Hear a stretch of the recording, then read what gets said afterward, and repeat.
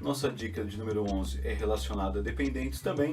Você deve tomar muita atenção aos critérios que a lei exige para que você tenha uma pessoa como sua dependente na sua declaração e goze da dedução permitida. Você precisa atender a esses critérios que falamos, e para você entendê-los todos, veja o nosso vídeo que fala especificamente sobre dependentes. E um outro cuidado muito importante que você deve ter é não trazer para a sua declaração dependentes que não são seus, dependentes que são de outras pessoas. Um exemplo clássico é: você é casado ou casada e traz para a sua declaração um dependente que é do seu marido ou da sua esposa. Isso não pode, se você declara em separado naturalmente, tá legal? Então, muita atenção para essa questão. Você não pode trazer para a sua declaração dependentes que não são seus. Então, se você superar esses dois cuidados, esses dois pontos de atenção, se você de fato enquadrou o seu dependente nos critérios da lei, se esse dependente é de fato seu, você primeiramente deve trazer para a sua declaração todos os pagamentos desse dependente para a sua declaração, inclusive despesas médicas. Além disso, os rendimentos dos seus dependentes devem constar na sua declaração. E isso é um ponto importantíssimo. Um dos campeões de retenção na malha fina é o item não informação dos rendimentos de dependentes na declaração. Se você traz um dependente da declaração, os rendimentos do dependente devem se somar aos seus. E se você não informar o rendimento do dependente, é muito provável que a Receita Federal reterá sua declaração na malha fiscal. E também os bens, os direitos e as dívidas dos dependentes você deve trazer para a sua declaração, no caso de você ter uma pessoa como sua dependente informada na sua declaração. E nas nossas dicas 16 e 17 nós encerramos as dicas relacionadas especificamente a dependentes.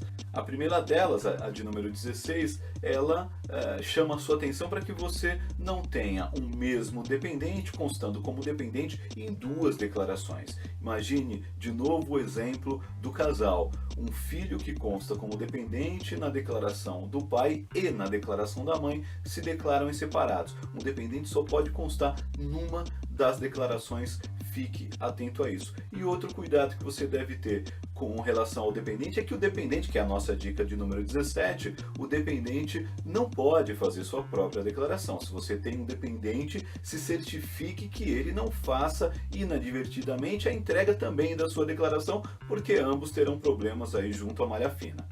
A dica 18 que trazemos para você relativamente a gastos com instrução: se você tem gastos com instrução informados na sua declaração, tenha certeza de que esses gastos efetivamente foram suportados por você. É muito comum que as empresas custeiem cursos profissionalizantes ou cursos superiores para os seus empregados, e os empregados acabam informando como gastos próprios, gastos do declarante, esses valores que na verdade foram pagos pela empresa. Você está numa situação como essa ou parecida com essa, você não deve informar esse gasto na sua declaração. Você só deve trazer como despesas de instruções, despesas que são de fato suas e despesas custeadas por você.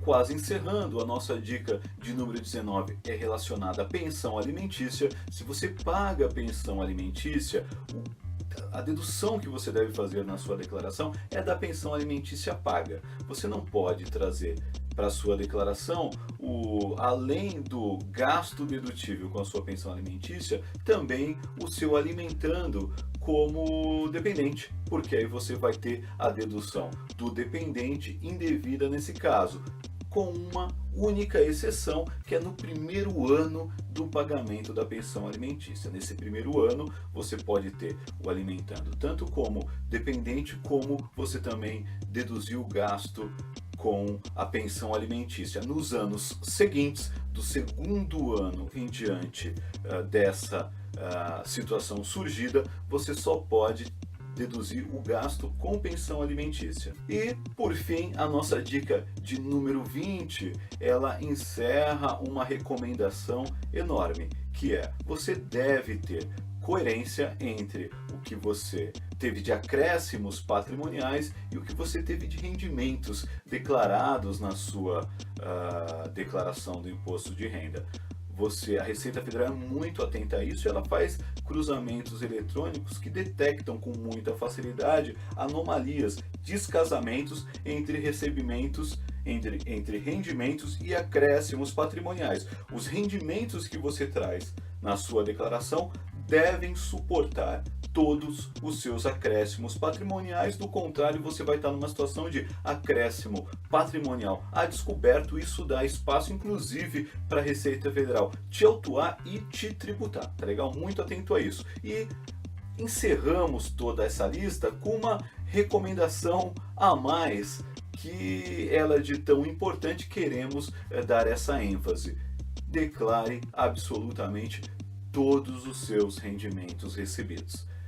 Os cruzamentos que a Receita Federal faz são extremamente eficazes, como já falamos no início do nosso vídeo, e as fontes de informações sobre os rendimentos que são pagos a você são diversas, vêm de todas as partes e alimentam a base de dados da Receita Federal. Se você deixar de informar qualquer rendimento seu na sua declaração, é muito provável que a malha fina vai reter a sua declaração.